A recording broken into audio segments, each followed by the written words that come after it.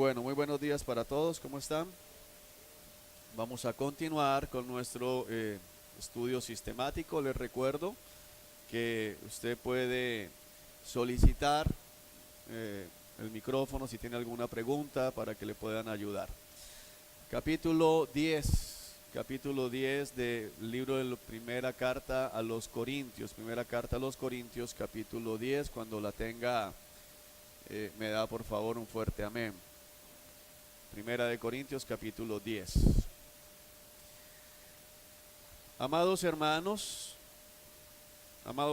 dice Pablo, no quiero que se olviden de lo que les sucedió a nuestros antepasados hace mucho tiempo en el desierto. Entonces hay un cambio del capítulo 8 y 9 al capítulo 10. Hay un cambio. Recordemos que la primera carta a los Corintios, en un sentido, es una carta tosca en su redacción, porque es una carta que trae una exhortación y luego comienza el apóstol a ir tocando como muchos temas. Es diferente a las demás cartas de Pablo y de hecho las cartas de los demás escritores bíblicos, porque casi todas siguen un hilo conductor, un solo tema, y va desarrollándolo y va enfocando.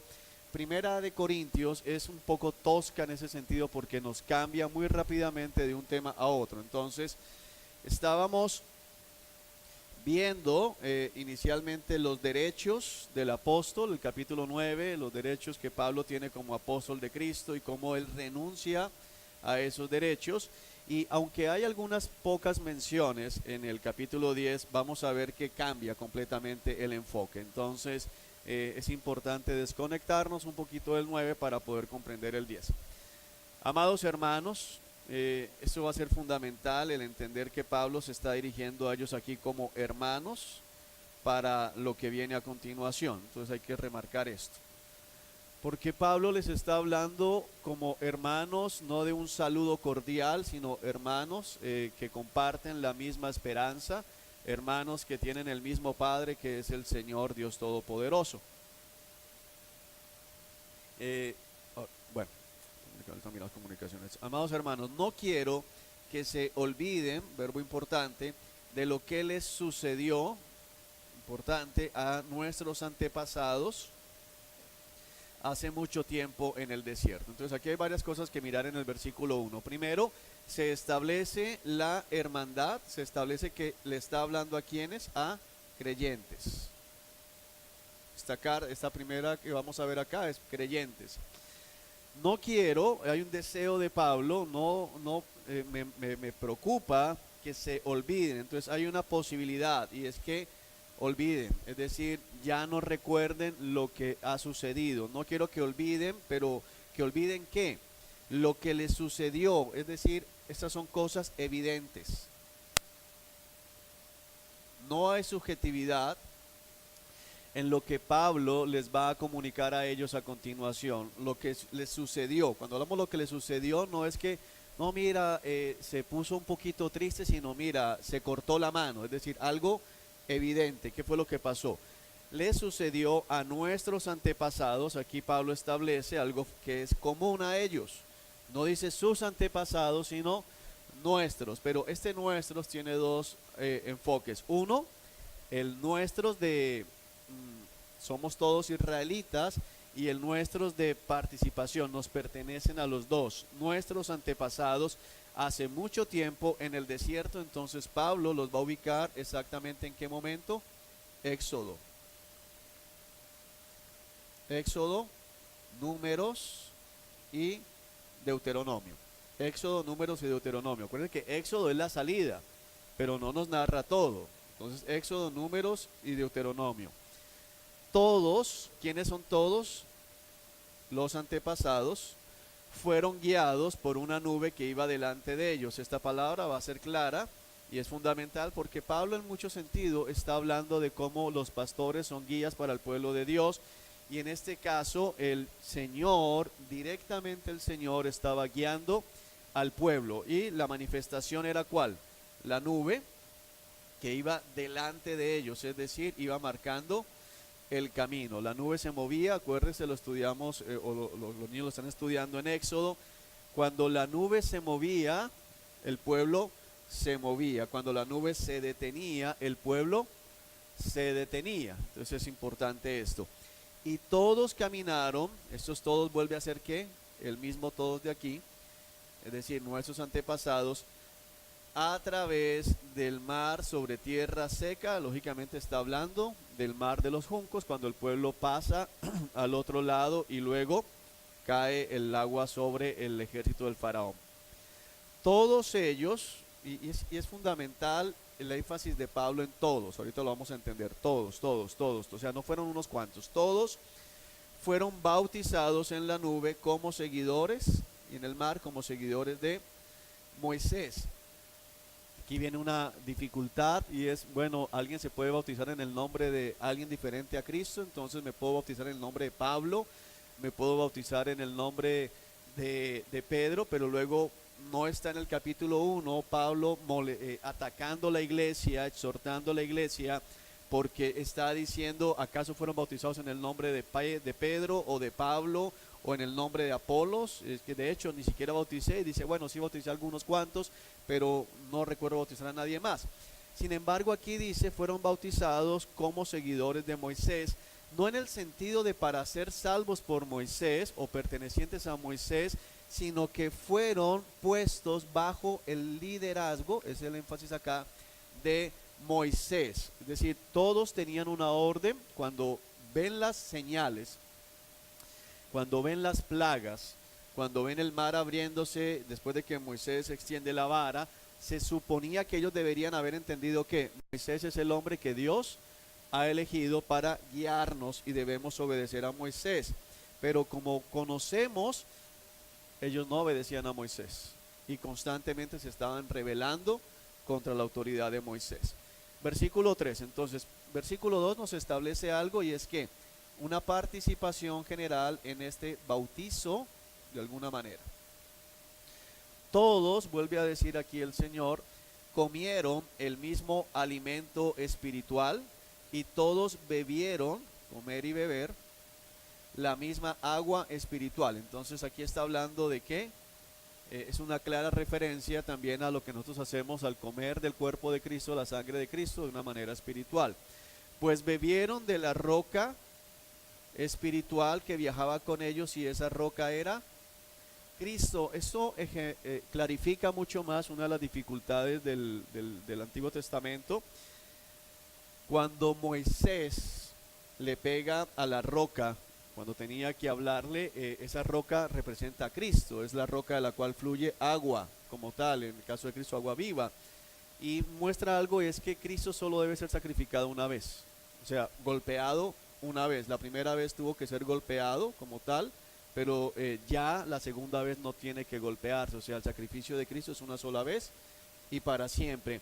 Pero lo que muestra es que el mismo Cristo estaba viajando con ellos, Cristo estaba en medio de ellos, Cristo es el que los alimenta, por eso Cristo ofrece su cuerpo, dice que es pan, como tal, el que no coma de mí, eso lo dice en Juan capítulo 6, el que no beba de mí, está hablando de lo mismo, es decir, la única forma de sobrevivir en el desierto, que era comer el maná, el pan que viene del cielo, y tomar del agua que brotaba en medio del desierto. Sin embargo, y aquí es donde va a ser el énfasis el capítulo 10, sin embargo, Dios ¿se agradó o no se agradó? No se agradó con la mayoría de ellos. Es importante esto porque esto no es un absoluto. O sea, no es absoluto. La mayoría. Y sus cuerpos fueron dispersados por el desierto, y nos vuelve a recordar que siempre hay un remanente justo. Siempre hay un remanente que quiere hacer las cosas a la manera del Señor, y es importantísimo recordar, porque a veces uno puede descorazonarse al pensar, ay, pero no hay ni uno, o como llegó a decirlo el profeta Elías, soy el único, y no, hay 7,000 más que no han doblado la rodilla frente a Baal. Siempre hay un remanente, siempre hay un grupo pequeño, porque aquí lo establece otra vez, lo contrario a la mayoría, que es la minoría. Los que no saben la mayoría son los que la minoría, o una minoría en la cual Dios se agradó. Pero el punto de Pablo aquí es que el grueso desobedecieron y sus cuerpos fueron dispersados por el desierto. Para que te quede claridad, cuando hablamos de cuerpo, significa que estaban muertos. Quedaron muertos en el desierto. Y la expresión dispersados es porque no había un cementerio común en el desierto. O sea, donde iba muriendo, ahí lo iban enterrando. Donde íbamos, no es que, ¿cuál es el cementerio del pueblo de Israel? Bueno, llega allí al desierto del Sin. No. Donde iban cayendo, ahí los iban enterrando. No había un lugar donde se ponían todos los cuerpos, y a eso es lo que se refiere la expresión dispersados. No es que ellos los llevaban arrastrados, los tiraban, sino que aquí murió, aquí quedó. Eso se trata lo que está diciendo acá. Ahora, recuerde que Pablo está diciendo no se olvide de esto. Ahora, ¿por qué no se debe olvidar? Entonces, miremos aquí el texto. Dice, estas cosas, ¿qué cosas? Lo que Dios hizo con ellos. La tecnología últimamente se está jugando malas pasadas. Estas cosas, es decir, que Dios viajó con ellos, que Dios les dio a beber, que Dios les bautizó como seguidores de Moisés, que Dios les alimentó y que Dios no se agradó, y la mayoría de ellos, sus cuerpos quedaron dispersos por el desierto, sucedieron con un propósito. ¿Cuál es el propósito? Ser una advertencia. Una advertencia. Y la palabra advertencia a nosotros no nos gusta porque siempre lo tomamos como una amenaza. No me amenaces, no me amenaces. Uno dice, mira, te quiero advertir, no me amenaces. Te voy a decir algo, no importa si lo tomas como advertencia o amenaza, al final viene a ser lo mismo. El propósito de la advertencia es guardarte de un peligro.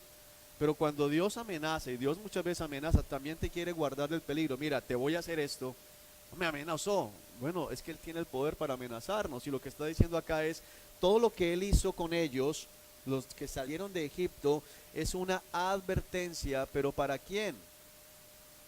Para nosotros. Ahora, ¿quiénes somos nosotros? Los amados hermanos del versículo 1. Ese es el punto. No es una advertencia para los judíos en Jerusalén, aunque lógicamente lo es. Pero Pablo aquí lo está tomando una advertencia para quién. Para nosotros, los amados hermanos, versículo 1 del capítulo 10. Lógicamente es una advertencia para quién. Para cada uno de los que está sentado aquí en la mañana de hoy. Es una advertencia para ti, es una advertencia para mí. A fin, hay un propósito, porque Dios no hace las cosas por hacerlas, a fin de que no codiciemos lo malo como hicieron ellos. La palabra codiciar es ansiar, anhelar, desear, querer. Pero ¿qué es lo que ellos querían? Lo malo. ¿Y qué es lo malo? Todo aquello que no es bueno. Puede sonar muy básico, pero es que ese es el énfasis aquí de Corintios. No solamente es lo malo es el adulterio. Sí, algunos adulteraban y murieron allí. Pero no es solamente el adulterio, lo malo es todo lo que no es bueno. ¿Y qué es lo bueno? Lo que Dios dice que es bueno. ¿Y qué es malo? Lo que Dios dice que es malo. Entonces, cuando tú codicias aquello, tú deseas aquello que no es lo que Dios dice, estás codiciando lo malo. Por ejemplo, ¿es pecado ser rico? No, no es pecado. La Biblia declara con claridad que no es pecado ser rico. ¿Es pecado desear ser rico? Sí, sí es pecado. ¿Pero por qué si no es pecado ser rico? Dios dice, no desees enriquecerte. Tú deseas enriquecerte, ya es malo. O sea, es malo querer vivir bien. No, no es malo anhelar vivir bien, pero es malo desear enriquecerse. Y ahora defíneme qué es vivir bien. Porque para ti vivir bien puede ser tener 3 carros, yate, ¿sí? ¿Qué es vivir bien? Entonces, ahí es muy subjetivo. Entonces, lo que es claro es, malo es todo lo que no es bueno. Deseas lo malo, entonces, ¿qué va a pasar? Lo mismo que le pasó a ellos. No deseemos lo malo como hicieron ellos, no rindamos culto a ídolos como hicieron algunos de ellos. El día viernes con los hombres, animo a los hermanos que no estuvieron a que tomen responsabilidad en su vida en ese sentido. Nos hablaba el Señor de que ídolos no es solamente, y quiero que entiendas esto, difícilmente un verdadero cristiano, y especialmente un cristiano del siglo primero, es decir, estamos aquí en el año, entre el año 50 y el año 60, difícilmente vamos a estar corrigiendo, o Pablo va a estar corrigiendo que tenían una estatua a Astarte en medio de la iglesia cristiana. No, no era el punto. De hecho, la historia secular muestra que uno de los motivos por los cuales fueron perseguidos los cristianos es porque no tenían imágenes, no tenían nada de esto, y como no estaban haciendo ese tipo de sacrificios a ídolos, los romanos les consideraban ateos. Y ellos pensaban que toda calamidad que venía en el imperio romano, o sea, si había una inundación, si había un incendio, si había una plaga, enfermedad, si había una derrota militar, todo era culpa de los cristianos porque ellos no estaban aplacando la ira de los dioses. Entonces, no es el punto de un ídolo de madera, de plata o de oro, sino los ídolos más peligrosos, que son los ídolos que están ¿dónde? Eso es un corazón, tocó con el dedo que eso está fallando ya. Es un corazón. Los ídolos del corazón, esos son los ídolos más peligrosos, los ídolos invisibles, los ídolos que no sabes que están allí en tu vida. Ese ídolo que tú, no, yo no tengo ningún ídolo, revisa mi casa, tú puedes decir, entra a mi casa y si encuentras un ídolo, mira, mejor dicho, pero si los tienes, tal vez no te has dado cuenta, tal vez eres como Jacob jactándose frente a Labán. ¿Recuerdas ese pasaje? Jacob huye de su tío Labán, va con su esposa, bueno, sus 4 esposas, con todos sus hijos. Labán lo alcanza y le dice, mira, ¿por qué te vas de esa manera? Hay una discusión allí, y entonces Labán le dice, pero ¿por qué te llevaste mis ídolos familiares? ¿Por qué tenías que hacerlo? Y Jacob se enoja. Dice, ¿cómo te atreves a acusarme de esa manera? Revisa todo mi campamento y si encuentras algo, entonces soy culpable. Y bueno, Jacob está muy seguro de que no había ídolos y el ídolo estaba debajo de la falda de Raquel, la que él amaba. Y muchas veces nos pasa eso. Pensamos que no, y a veces somos hasta honestos al decir no hay ídolos. Pero, ¿y si levantamos la falda? Si el ídolo está allí donde más quieres, entonces es lo que el Señor está diciendo. No podemos rendir culto a ídolos, y tu esposo puede ser un ídolo, tu esposa puede ser un ídolo, tus hijos pueden ser un ídolo, tu matrimonio puede ser un ídolo, la iglesia puede ser un ídolo. Hay tantas cosas que podemos hacer ídolos. Lutero decía, el corazón es una fábrica de ídolos. O sea, todo el tiempo está caliente el horno para hacer un ídolo, de lo que podamos imaginarnos. El trabajo, el dinero, las riquezas, el carro, la moto, la bicicleta, el televisor, el equipo de sonido, lo que quieras, la ropa, la comida. Ay, hermano, cualquier cosa que le quite a usted la paz en lo que usted esté pensando puede ser un ídolo. Como hicieron algunos de ellos, como dicen las escrituras, el pueblo celebró con abundante comida y bebida y se entregó a diversiones paganas. La idolatría siempre va a conducir a una mala conducta de vida. Una manera de saber que alguien tiene un ídolo es porque su conducta comienza a cambiar. No es la conducta de un cristiano, no es el actuar de un cristiano, no es el deber ser de un cristiano. Y no debemos, versículo 8, cometer inmoralidad sexual, como hicieron algunos de ellos, lo cual causó la muerte de 23,000 personas en un solo día. Ahora recordemos que los corintios en el capítulo 5, Pablo les corrigió ¿qué cosa? ¿Cómo es posible que ustedes permitan que haya un hombre en la iglesia que esté viviendo con su madrastra? Y están tan felices y tan tranquilos. O sea, no pueden ustedes llevar una vida sexual inmoral como la lleva el mundo. Ahora, es importante entender que inmoralidad sexual no es solamente fornicación, sino que una persona puede ser inmoral sin tener contacto con ninguna persona más que él mismo. En su manera de vestir puede ser inmoral, lo que ve puede ser inmoral, la manera en que habla puede ser inmoral. O sea, hay una cantidad de cosas que están allí, pero bueno, no es el tema del día, pero como que revisemos. Tampoco, entonces ya tenemos varias cosas. Una, no debemos codiciar ¿qué? Lo malo. No debemos rendir culto a ídolos, o sea, se debe revisar el corazón. No podemos estar, porque eso nos va a llevar a desenfreno.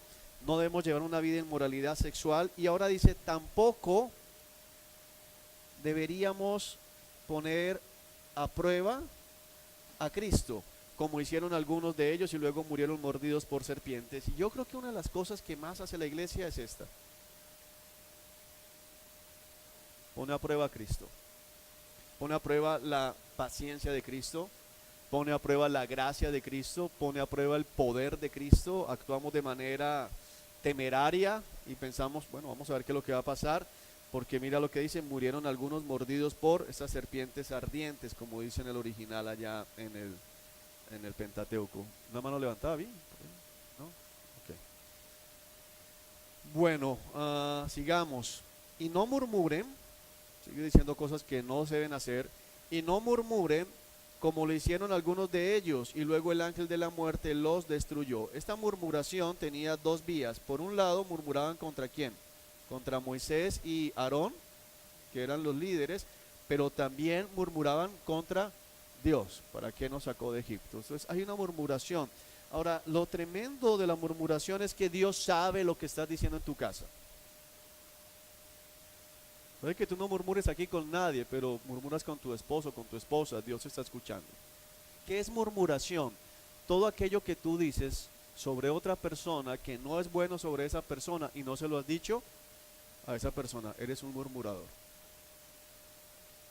Si no se lo vas a decir, entonces no lo hables. Si no vas a decírselo a la persona, eres un murmurador. Y creo que en eso tenemos que revisarnos bastante. Murmuramos. Ahora, especialmente murmuramos contra aquellas personas que de alguna manera ejercen autoridad. Murmuramos contra nuestros jefes, murmuramos contra nuestros padres, murmuramos contra nuestro esposo, las esposas murmuran contra su esposo. No hablo con nadie de cómo es él, pero lo hablas en tu corazón, no se lo has dicho nunca. Murmuramos y lógicamente murmuramos contra Dios porque lo que estamos viviendo no es lo que deseamos vivir. El pueblo salió de Egipto ¿hacia dónde? La tierra prometida. Dios tenía planeado llevarlos rápidamente a la tierra prometida. Ellos pecaron y ahora van a estar 40 años en el desierto. No querían eso, el desierto no es agradable, no es un lugar fácil para vivir, es difícil, hay calor en el día, hay frío en la noche, polvo por todos lados, difícil caminar.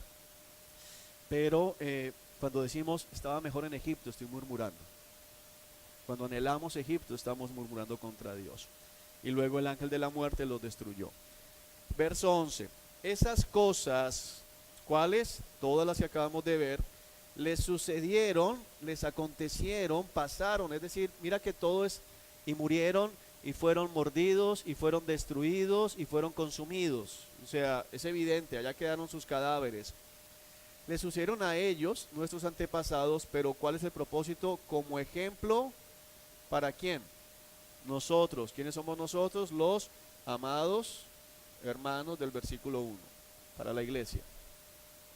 En este caso, para ti y para mí. Debemos tener mucho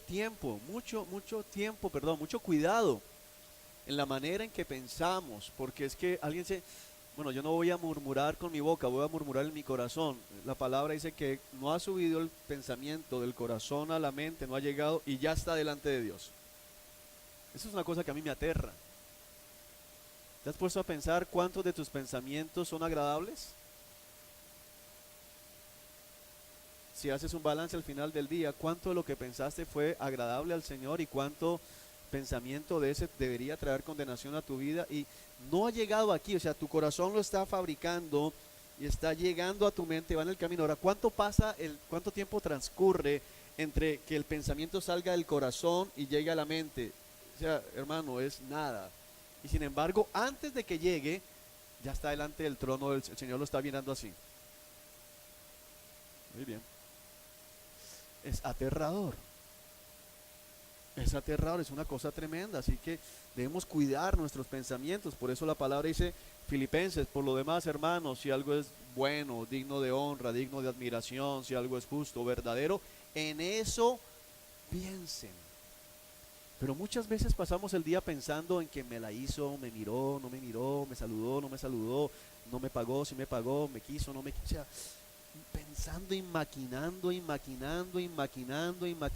y con molestia en el corazón y queja contra Dios. ¿Por qué no respiro bien? ¿Por qué no llegó el otro? ¿Por qué sí llegó el otro? ¿Por qué llovió? Ayer llovió y se inundó. ¿Por qué se inundó de nuevo? ¿Por qué no se inundó? ¿Por qué estaba solo limpiando yo? ¿Por qué el otro no llegó? O sea, pensamos y el Señor dice cuidado, porque te dejé una advertencia clara. Ten cuidado, eso es lo que está pasando acá. Se pusieron por escrito, y es tremendo, porque no fue lo único que pasó, pasaron muchas más cosas, pero estas se pusieron por escrito para que se preservaran. Estas quedaron por escritos y como dice lo escrito, escrito está. Eso lo dijo un hombre perverso, pero quedó registrado también en la Biblia. Dijo Pilatos, cuando le estaban reclamando, quita el cartel, pusiste rey de los judíos. Él dijo que era, pero no sobre lo que está escrito, escrito está. Lo escrito, escrito está. Estas cosas se pusieron por escrito con un propósito para que nos sirvieran, nuevamente la palabra de arriba, advertencia. Advertencia, como un llamado, la palabra que está aquí, advertencia, para que leo, hace referencia a una advertencia, pero que es una advertencia, fue la palabra que es como con afán. Es una advertencia como cuidado, cuidado, como alguien gritando a la mitad de un camino, no pases por allá. Alguien con señales y bengalas y luces, mira, cuidado, peligro. Es una advertencia viva, no es una señal que está a 50 centímetros de altura, escondido detrás de los matorrales que ponen las señales de detectores de velocidad para que nadie las vea. No es esa señal con el propósito de que la violes y caigas, sino es una señal diciendo, por favor, no pases. No transgredas lo que Dios está diciendo. Arrepiéntete, frena a tiempo. Es eso, mira, es como, no sé si todavía esté en la vía que conduce de Bogotá a Melgar. Hay un punto donde hay un carro, se llama la Nariz del Diablo, es un punto muy peligroso. Y la manera en que advierte, en ese momento el Ministerio de Tránsito advertía, había un carro puesto, destruido, que había sido rescatado del barranco.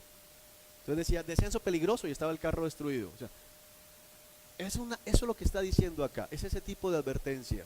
O sea, mira, no es porque vamos a tomarte una fotomulta, es que si no bajas la velocidad, vas a quedar así. Entonces cada vez que uno ve ese carro, no sé, por eso digo, no sé si está, pero cuando yo veía ese carro, como que uno iba en la parte de atrás y decía, ay, bájale. O sea, papá, ya no quiero llegar tan rápido a Melgar, ya no quiero llegar tan rápido a Girardot, bájale, ¿sí? No, deja que te pasen, quédate detrás de la mula. No, no, porque mira ese carro cómo quedó. O sea, se levanta un temor y a veces decimos, ¿por qué nos quieren asustar? Es necesario. Es necesario. Es necesario. Es bueno que te asustes muchas veces. Es bueno que asustarnos. Bueno, y pasa, ¿no? Si tú vas manejando, no mires ese carro, pero ves una de estas niñeras que viene con un carro volcado, destruido, ¿qué haces? Por inercia le bajas la velocidad. Después se te olvida y otra vez aceleras, pero cuando pasa accidente, entonces por eso es que es constante la advertencia de Dios. Necesitamos ser advertidos. Se pusieron por escrito para que nos sirvieran de advertencia a nosotros los que vivimos en el fin de los tiempos. Y entonces aquí los detractores de la Biblia dicen, mira Pablo, 50 después de Cristo y estamos en el 2018 y todavía no se ha acabado. Bueno, quiero más bien ponerlo de la siguiente manera. Si Pablo está en el fin de los tiempos, ¿cuánto más tú y yo? Quiero que lo mires de la otra forma. Si Pablo estaba en el fin de los tiempos, ¿cuánto más tú y yo? O sea, si Pablo está en el fin de los tiempos, no estamos en el finalísimo de los tiempos. O sea, estamos cada vez más cerca. Cada día que pasa nos acerca más al fin de los tiempos. Estamos más cerca. Por eso Pedro lo dice, hoy la salvación está más cerca del día que cuando creyeron. Hoy está más cerca. No sé si pueden pasar perfectamente 10.000 años más. Soberanía de Dios, a nadie de nosotros les corresponde saberlo. Pero hermanos, estamos en el fin de los tiempos. Ya estamos en conteo regresivo. Esto ya no va avanzando para ver. Es diferente el cronómetro de vamos a ver cuándo se detiene a cuando comienzas hacia atrás. No sé si es torturador cuando tú quieres dormir 10 minutos más y pones el cronómetro no a 10 minutos, sino comienza de 10 para atrás. O sea, me quedan 5 minutos. Y me quedan 3. Uno no duerme, uno se engaña ahí, debe uno pararse.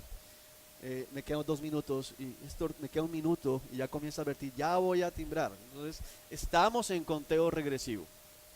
Estamos en conteo regresivo. La hora cero está cada vez más cerca. Amén. Si ustedes piensan, y aquí es donde tal vez has visitado mucho este pasaje, pero mira cómo lo tenemos que entender. Si ustedes piensan que están firmes, ¿en qué sentido piensan que están firmes? Yo no soy como Israel. Cuídense de no caer. Tengan cuidado de no caigan. Escucha la advertencia. Tú piensas que estás firme porque no, yo conozco el verdadero evangelio. Entonces vamos a recapitular lo que vimos en estos primeros versículos. Cristo viajaba con ellos. Ellos veían una nube. Yo no sé si tú alguna vez te has puesto a pensar en Éxodo, en el tiempo en el desierto. Ellos veían una nube, o sea, la presencia de Dios era visible. No es la presencia de Dios que ponen en muchas iglesias falsas, que ponen una caja de humo. Shhh, la presencia de Dios. No, es humo de discoteca, no es otra cosa. Pero lo que ellos veían era una columna de nube, y es diferente. ¿Cuándo has visto tú las nubes así? Solo un torbellino, y no es así. Eso era una columna como tal, recta, una nube como tal que estaba caminando delante de ellos, y que cuando Moisés entraba a hablar a la tienda de reunión, la columna descendía, o sea, era visible. ¿Tú has visto eso? Ahora, yo he escuchado gente que dice, ay, yo le estoy pidiendo a Dios una señal de que Él es real, de que el Señor se manifieste, que es real, porque si yo llego a ver eso, hermano, yo va a ver, mejor dicho, hágase a un lado del púlpito, porque ahí sí yo... Mentira. Mentira. Es mentira. Y la prueba es esta gente. Ellos vieron el monte Sinaí temblando o sea, yo no sé si tú has pensado en el monte Sinaí temblando. O sea, no era una palmera, era un monte haciéndose así, de un lado para otro. Rayos, centellas, fuego en la cima del monte, el sonido de una trompeta aumentando. Ellos, por favor, no más. Y sin embargo, obedecieron. Piensa en esto. Moisés está en la cima del monte. La cumbre del monte Sinaí está cubierta, está negro, y se ven allá al fondo dentro de la nube, se ven relámpagos. Imagínate la escena. Relámpagos dentro de la nube negra. Y ellos abajo dicen, ese tipo Moisés, ¿qué le habrá pasado? Becerro de oro. Arriba, o sea, no estamos hablando de 10.000 kilómetros hacia arriba, estamos hablando de que lo veían. Están viendo la nube cubriendo la cima del monte, los relámpagos, todo allá, y aquí abajo están celebrando. O sea, no necesitamos ver, y lo que está diciendo el Señor es aquí es, mira, ellos vieron eso y cayeron.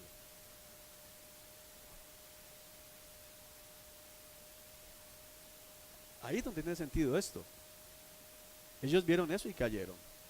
Ellos veían la columna de fuego en la noche.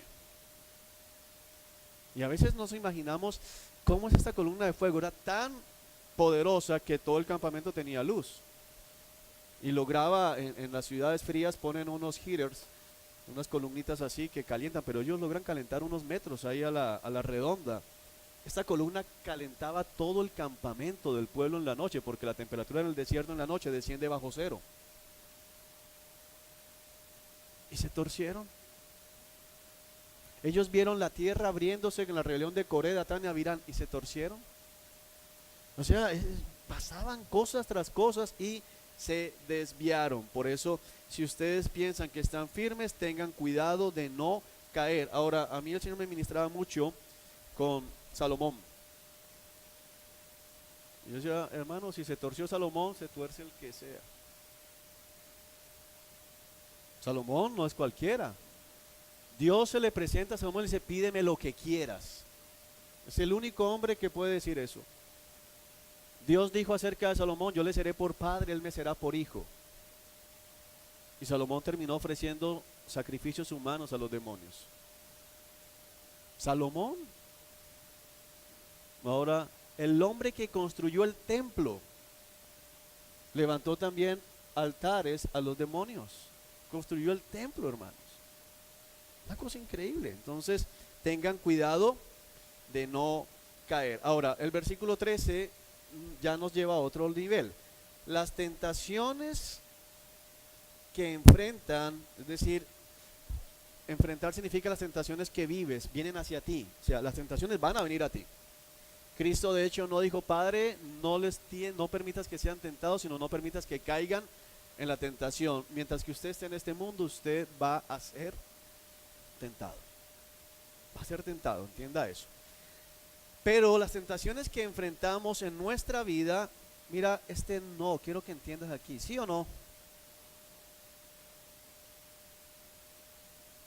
¿Sí o no?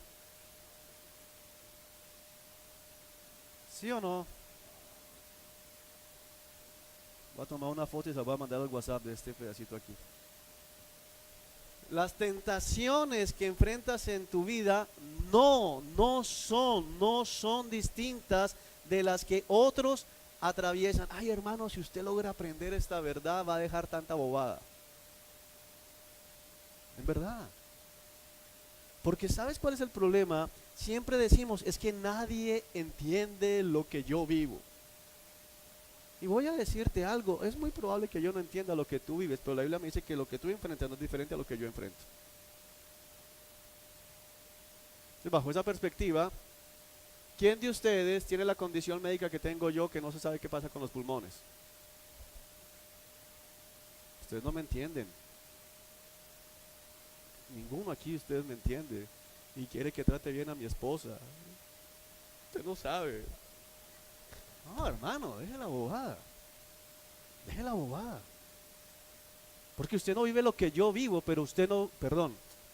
Yo no vivo lo que usted vive, pero usted no vive lo que yo vivo. Y sin embargo, Dios dice aquí, mira, las tentaciones que tú enfrentas no son diferentes de las que otros atraviesan. Te voy a decir, hay gente que le falta un pulmón. Entonces yo digo acá, no sé qué es lo que pasa, a veces no respiro bien. Y si voy entonces al Instituto de Neumología en Bogotá, me encuentro uno que le acaban de quitar un pulmón, le están cortando un pedazo del otro y dice, ay, no me vengas a decir que tú tienes dos pulmones. ¿Sí me hago entender? O sea, siempre va a haber algo, alguna persona que está viviendo lo mismo o inclusive algo. Entonces, el punto de 1 Corintios 10 es, mira, Dios castigó a su pueblo, al pueblo que Él sacó de Egipto, el pueblo que rescató con poder y destellos de gloria, los castigó porque no se mantuvieron en obediencia. No creas que contigo va a ser diferente. Y entonces viene a decir, sí, pero ellos no viven lo que yo. Los israelitas no pagaban arriendo en el desierto. A los israelitas no se les desgastaba la ropa en el desierto. La esposa no está diciendo, mira, otra vez la niña le creció el pie. Pero si le compré el mes pasado sandalias, pero ya no le quedan. ¿Por qué? No, hermano, o sea, a todos va a crecer el pie. Pero mira, la hija de Julana de tal no le ha crecido el pie hace 5 años. ¿Por qué la mía sí le no, no seas tan tonto. No seas tan tonto. Es que esa es la expresión. En verdad. Los israelitas no tenían que hacer mercado. Mira, entonces llega uno a la casa, amor, se acabó la leche. Ya, pero ustedes sí toman leche. Parecen terneros aquí en esta casa. Otra vez la leche se acabó, pero Dios mío. No, hermano. Entonces decimos que los israelitas, pues ellos diferentes. Les caía el maná. ¿Qué tanto es ir a recoger maná? Ay, fácil. Así, ¿quién se queja? Bueno, así todo se quejaban. Porque es que el problema no son las circunstancias, el problema es tu corazón, mi corazón. Mira, en el evento perfecto, en el momento perfecto de la humanidad, fueron y comieron el árbol que no podían comer. O sea, si había alguien que tenía motivos para no pecar, era Adán y Eva. Esa gente no tenía ni frío siquiera. Andaban desnudos. No tenían problemas de nada. O sea, una cosa increíble, hermanos. Y pecaron. Y el milenio va a ser una prueba de eso. Otra vez restaurado. Sin problemas, sin guerras, sin nada de eso. Y se van a levantar contra el Señor. Entonces, el problema está en nuestro corazón. Y termino con esto. Y Dios es fiel. porque ahí vemos la bondad del Señor. Dios es fiel, Dios no cambia, no permitirá, mira esto, ¿permitirá o no permitirá?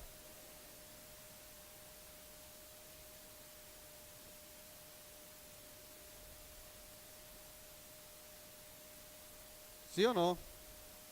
Ok, estos dos van juntos.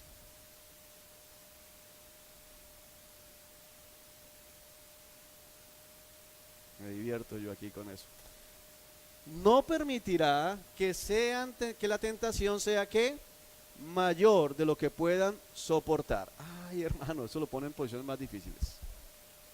Porque la palabra está declarando algo. Primero, tus tentaciones no son diferentes de las de otros, tus problemas no son diferentes de los de otros. Y segundo, Dios ha garantizado algo. Él no va a permitir que tengas una tentación, una situación que sea más fuerte que tú. O sea, que cuando caes es porque se te antojó caer. No fue tu esposa, no fueron tus hijos, no fue tu esposo, no fue la economía, no fue el jefe que no pagó, no fue el cliente que se voló, no fue nada de eso, no fue el aguacero de ayer. Ay, si no hubiera llovido ayer tantas cosas. No, no, no fue eso. Eres tú. Dios ha dicho, no permitiré que seas tentado más allá de lo que puedes soportar. Esto es difícil porque entonces a veces vemos hermanos que les tocan cosas más fuertes y la respuesta mía es, hermano, eso significa que usted tiene para eso. Ay, yo no quería tanta fuerza, pero la tiene. El punto es que la tiene. Si está llegando eso es porque usted tiene la fuerza para aguantar esa tentación. Dios es fiel, Dios no miente. Entonces, entre creerle a la persona que dice, es que yo no puedo con esa tentación, es más fuerte que yo, y creerle a Dios, yo le creo a Dios. Y mientras que usted no entienda eso, usted va a seguir en la misma, pecando y justificándose, pecando y siendo como Saúl. Ya venía el ejército de los filisteos, el pueblo se estaba yendo, ¿qué podía hacer? Y lo que le dijo Saúl fue, necio, necio, tenías que obedecer. Y siempre la respuesta de Dios ante el pecado nuestro va a ser ¿cuál? Necio. Créeme, créeme, créeme, créeme. No va a haber una sola oportunidad en que alguien le diga a Dios, mira, es que tú sabes que me tocó pecar, y que Dios diga, sí, la verdad es que me pasé. No sé por qué permití que el diablo te llegara con tanto. O sea, estaba mirando hacia Saturno en ese momento y cuando volteé a mirar, nunca va a pasar eso. Jamás. La respuesta de Dios siempre va a ser ¿cuál? Necio. Amén. Bueno, quedamos aquí, versículo 13, para dentro de 8 días si el Señor nos da la oportunidad de seguir aquí estudiando. Vamos a